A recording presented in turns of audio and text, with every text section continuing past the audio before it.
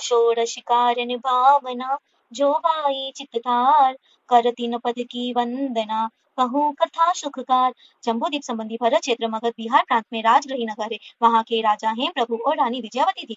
इस राजा के यहाँ महाशर्मा नामक नौकर था और उसकी स्त्री का नाम प्रियवंदा था। इस प्रियवंदा के गर्भ से काल भैरवी नामक एक अत्यंत कुरूपी कन्या उत्पन्न हुई कि जिसे देखकर माता पिता आदि सभी स्वजनों तक को रना होती थी।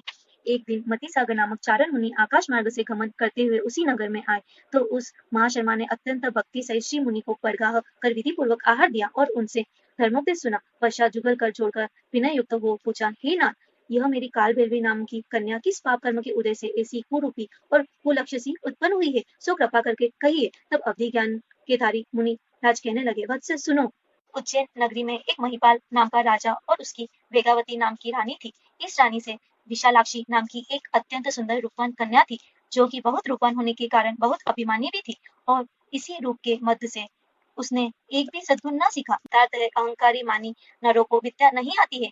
एक दिन वह कन्या अपनी चित्रसारी में बैठी हुई दर्पण में अपना मुख देख रही थी कि इतने में ज्ञान सूर्य नाम के महातपस्वी श्री मुनिराज उसके घर से आहार लेकर बाहर निकले। सो इस अज्ञान कन्या ने रूप के मत से मुनि को देखकर खिड़की से मुनि के ऊपर थूक दिया और बहुत हर्षित हुई।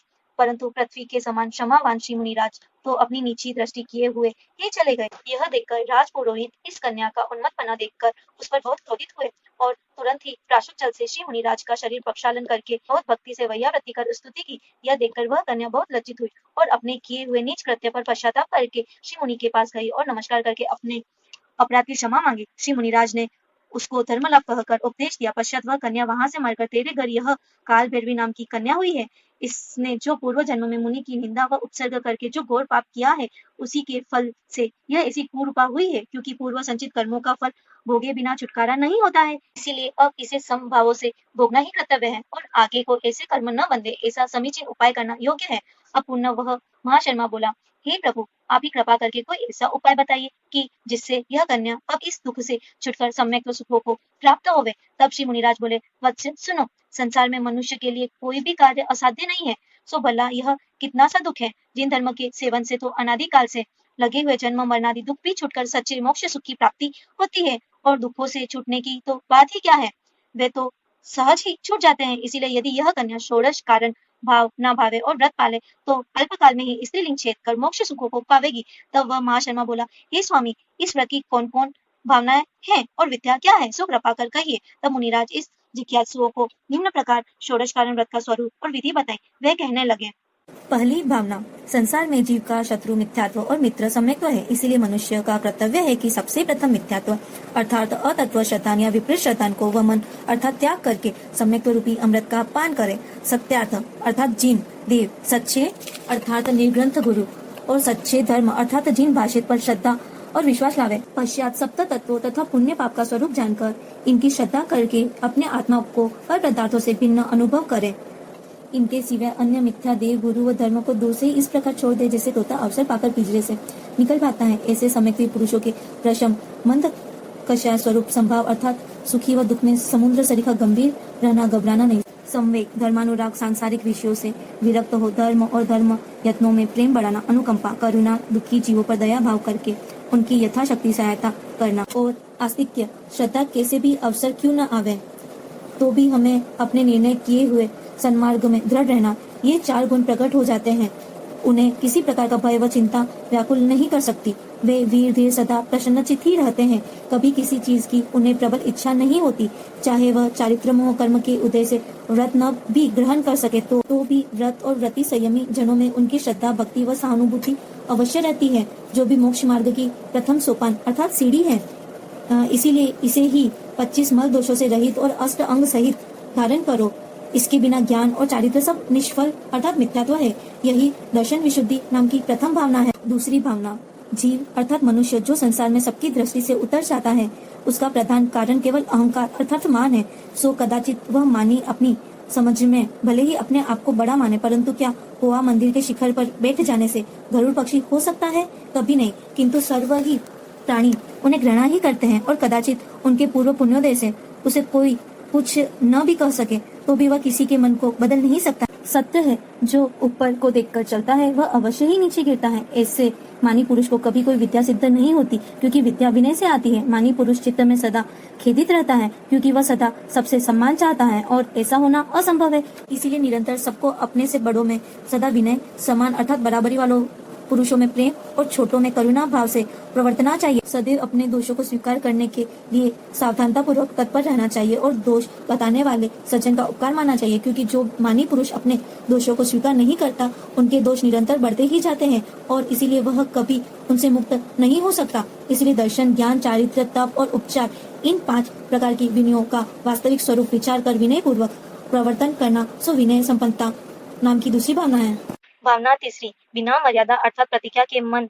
वश नहीं होता, जैसे कि बिना लगाम बाघ रास के घोड़ा या बिना अंकुश के हाथी। इसीलिए आवश्यक है कि मन व इंद्रियों को वश करने के लिए कुछ प्रतिज्ञा रूपी अंकुश पास में रखना चाहिए तथा अहिंसा, किसी भी जीव का अथवा अपने भी द्रव्य तथा भाव प्राणों का घात न करना अर्थात उन्हें न सताना, सत्य अर्थात वचन बोलना जो किसी को भी पीड़ाजनक न हो, अचौर्य अर्थात बिना दिए हुए पर वस्तु का ग्रहण न करना, ब्रह्मचार्य अर्थात स्त्री मात्र का अथवा स्वदार बिना अन्य स्त्रियों के साथ विषय मैथुन सेवन का त्याग और स्व पर आत्माओं का विषय कषाय उत्पन्न कराने वाले बाह्य आरंभतर परिग्रहों का त्याग या प्रमाण संपूर्ण परिग्रहों का त्याग या अपनी योग्यता या शक्ति अनुसार आवश्यक वस्तुओं का प्रमाण करके अन्य समस्त पदार्थों से ममत्व भाव त्याग करना, इसे लोभ को रोकना भी कहते हैं। इस प्रकार यह 5 व्रत और इसकी रक्षार्थ सप्तशीलों, 3 गुणों व्रतों और 4 शिक्षा व्रतों का पालन करे तथा उक्त शील और व्रत के अतिचार दोषों को भी बचावे। इन व्रतों के निर्दोष पालन करने से न तो राज्यदंड कभी होता है और न ही पंचदंड होता है और ऐसे व्रती पुरुष अपने सदाचार से सबका आदर्श बन जाता है। इसके विरुद्ध सदाचारी जनों को इस भव में और परभव में अनेक प्रकार दंड व दुख सहने पड़ते हैं। ऐसा विचार करके इस व्रतों में निरंतर दृढ़ होना चाहिए। यह चिर व्रतेश्वन तीचार भावना है। भावना 4, मिथ्यात्व के उदय से हिताहित का स्वरूप बिना जाने यह संसारी जीव सदैव अपने लिए सुख प्राप्ति की इच्छा से विपरीत ही मार्ग ग्रहण कर लेता है, जिससे सुख मिलना तो दूर रहा किंतु उल्टा दुख का सामना करना पड़ता है। इसीलिए निरंतर ज्ञान संपादन करना परमावश्यक है, क्योंकि जहाँ चर्म चक्षु काम नहीं दे सकते हैं, वहाँ ज्ञान चक्षु ही काम देते हैं। ज्ञानी पुरुष नेत्रहीन होने पर भी अज्ञानी आंख वाले से अच्छा है। अज्ञानी न तो लौकिक कार्यों में ही सफल मनोरथ होते हैं और न परलौकिक ही कुछ साधन कर सकते हैं। वे ठोर ठोर ठगाए जाते हैं और अपमानित होते हैं। इसलिए ज्ञान उपार्जन करना आवश्यक है। ऐसा विचार करके निरंतर विद्याभ्यास करना व कराना सो अभीक्ष्ण ज्ञानोपयोग नाम की भावना है। भावना 5, इन संसारी जीवों में से प्रत्येक जीव के विषयानुरागता इतनी बढ़ी हुई है कि कदाचित इसकी 3 लोक की समस्त संपत्ति भोगने को मिल जाए तो भी इसकी इच्छाओं की असंख्यात्वे बाकी पूर्ति न हो। सो जीव संसार में अनंत है और लोक के पदार्थ जितने हैं उतने ही है। सो जब सभी जीवों की अभिलाषा ऐसी ही बढ़ी हुई है, तब यह लोक की सामग्री किस किस को कितने कितने अंशों में पूर्ति कर सकती है, अर्थात किसी को नहीं। ऐसा विचार कर उत्तम पुरुष अपनी इंद्रियों को विषयों से रोककर मन को धर्म ध्यान में लगा देते हैं। इसी को संवेग भावना कहते हैं। भावना 6, जब तक मनुष्य किसी भी पदार्थ में ममत्व अर्थात यह वस्तु मेरी है ऐसा भाव रखता है, तब तक वह कभी सुखी नहीं हो सकता है, क्योंकि पदार्थ का स्वभाव नाशवान है। जो उत्पन्न हुए सो नियम से नाश होंगे और जो मिले हैं सो बिछड़ेंगे। इसीलिए जो कोई इन पदार्थों को जो इसे पूर्व पुण्योदय से प्राप्त हुई है अपने आप ही इसको छोड़ जाने से पहले ही छोड़ देवे, ताकि वे पदार्थ उसे न छोड़ने पावे, सो निसंदेह दुख आने का अवसर ही न आवेगा।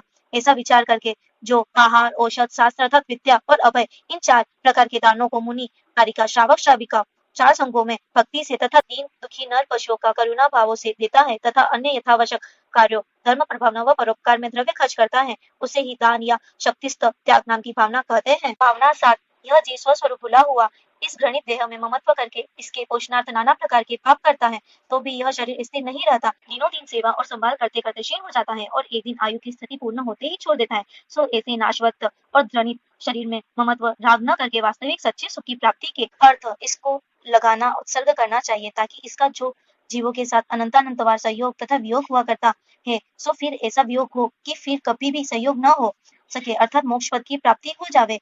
इसमें यही सार है, क्योंकि स्वर्ग, नर्क या पशु पर्याय में तो सम्यक्त्व और उत्तम तपशरण पूर्ण हो ही नहीं सकता। इसीलिए यही मनुष्य जन्म में श्रेष्ठ अवसर प्राप्त हुआ है। ऐसा समझकर अपनी शक्ति व द्रव्य, क्षेत्र, काल, भावों का विचार करने अनशन, अनोदर, व्रत, परिसंख्यान, रस परित्याग, विभक्त, संयासन और कायक्लेश, यह 6 बार्य और प्रायश्चित, विनय, वैयाव्रत, स्वाध्याय, व्युत्सर्ग और ध्यान, यह 6 अभ्यंतर, इस प्रकार 12 तपों में प्रवृत्ति करना सो 7वीं शक्तिस्थ तप नाम की भावना कहलाती है। भावना 8, जीव मात्र के कल्याण करने वाले सम्यक्त धर्म की प्रवृत्ति धर्मात्माओं से होती है और धर्मात्माओं से सर्वोत्तम सम्यक रत्नत्रय के धारी परम दिगंबर साधु है। इसलिए साधु वर्गों पर आए हुए उपसर्गों का यथासंभव दूर करना सो साधु समाधि नाम की भावना है। भावना 9 साधु समूह तथा अन्य साधर्मी जनों के शरीर में किसी प्रकार की रोगादिक व्याधि आ जाने से उनके परिणामों में शिथिलता व प्रमाद आ जाना संभव है। इसलिए साधर्मी साधु व ग्रस्त जनों की भक्ति भाव से उनको दर्शन तथा चारित्र में स्थिर रखने तथा दीन दुखी जीवों को धर्म मार्ग में लगाकर उनके दुख दूर करने के लिए उनकी सेवा तथा उपचार करने को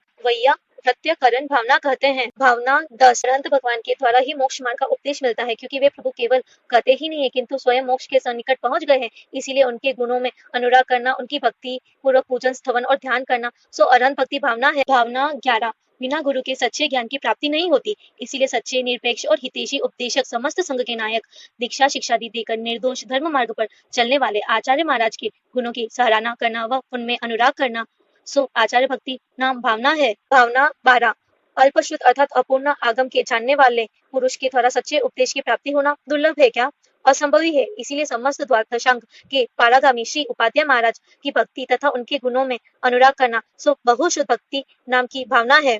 भावना 13 सदा अनंत भगवान के मुख कमल से प्रकटित मिथ्यात्व के नाश करने तथा सब जीवों हितकारी वस्तु स्वरूप को बताने वाला श्री जैन शास्त्र का पठन पाठनादि अभ्यास करना सो प्रवचन भक्ति नाम भावना है। भावना 14 मन वचन काय की शुभाशुभ क्रियाओं को योग कहते हैं। इन ही योगों के द्वारा शुभाशुभ कर्मों का आश्रय होता है। इसीलिए यदि ये आश्रय के द्वार रोक दिए जाए तो संवर कर्माश्रय बंद हो सकता है और संवर करने का उत्तमोत्तम उपाय सामायिक प्रतिक्रमण आदि षडावश्यक है।